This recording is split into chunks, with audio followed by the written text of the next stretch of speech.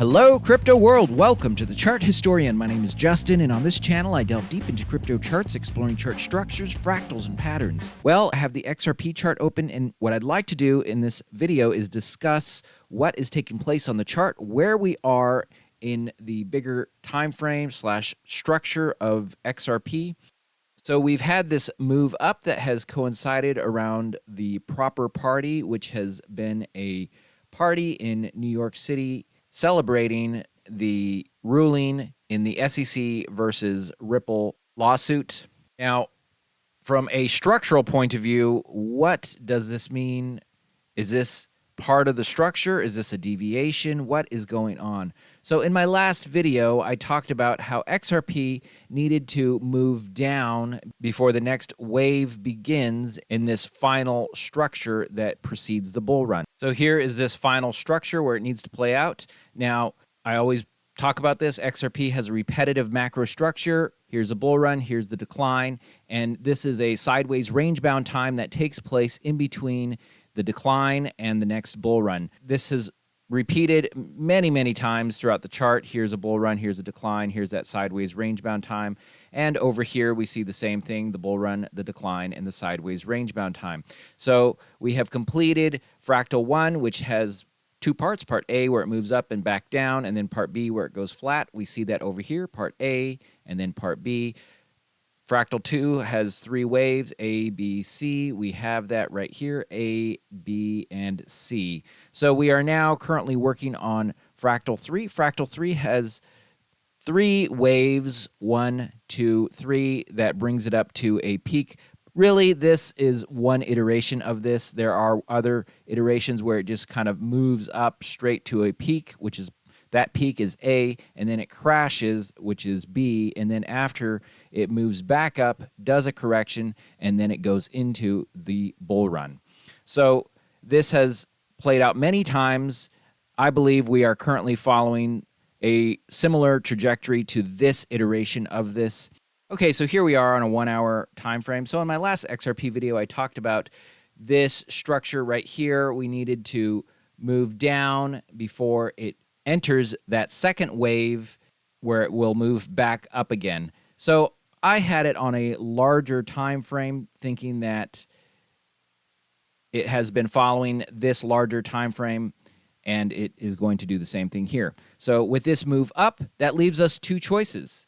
Either this is a deviation or the timing is moving at a different speed than what I assumed. So let's assume this is a deviation. How does that fit?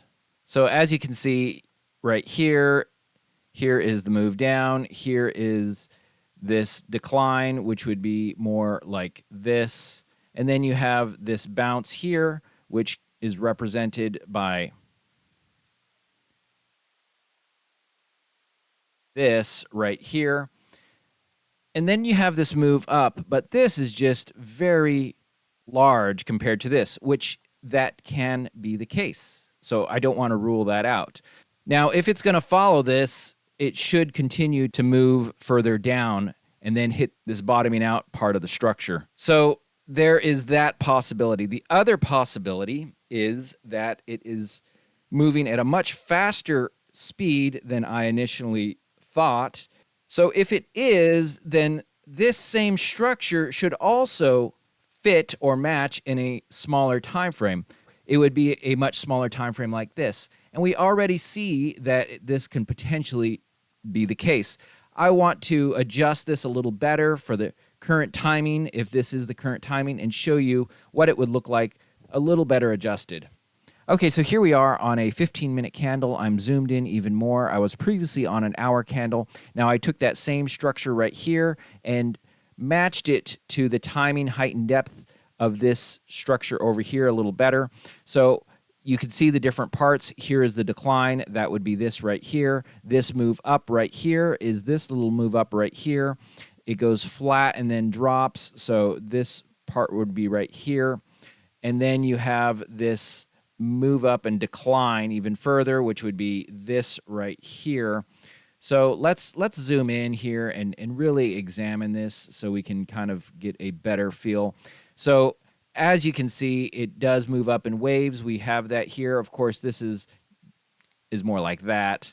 This part kind of goes flat and drops, or does this bounce right here, which we see taking place. It's not as extreme as it was over here, but nonetheless, it does decline right here, and it does have this little part before moving up, just like this one did. The wave down is in, you have 1, 2, 3 kind of waves, which is 1, 2, 3 waves. So you have all these parts to it. Down here, this bottoming out structure, you have this wave, and then this wave before moving up. And this move up, I think, also fits this quite well. So you have the first wave, and this second wave on the chart just like knocked it out of the park.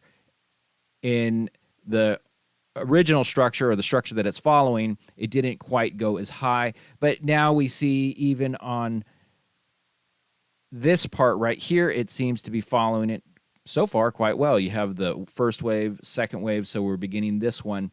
So if this is at play, we should eventually start seeing this move up drastically, which will be quite different from what this structure is calling for, which is basically a bottoming out thing that took place potentially over here.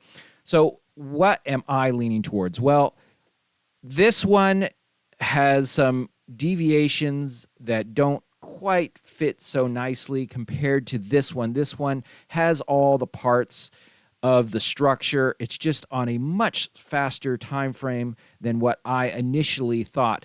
And just because I initially stretched it out to be a certain timing really has no bearing on how reality takes place. So this very well could be reality. And I think, if you're going to ask me what I think this is it.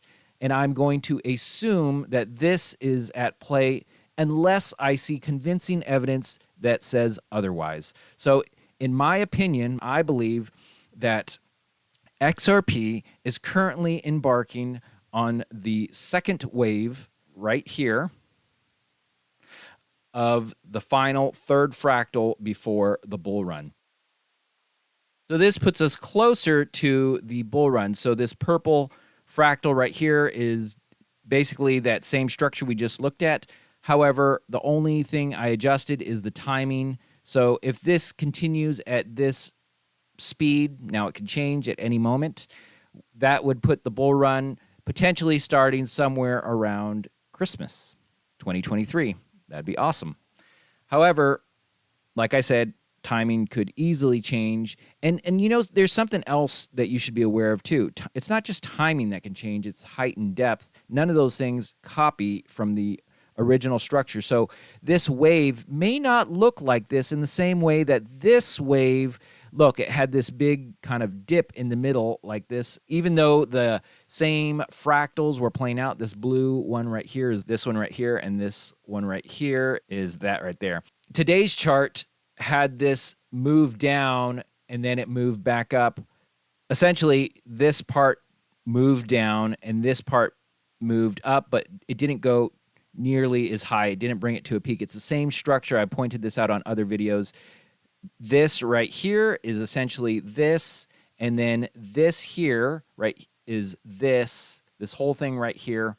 However, this is on a more upward projection, whereas this one was on a flat projection.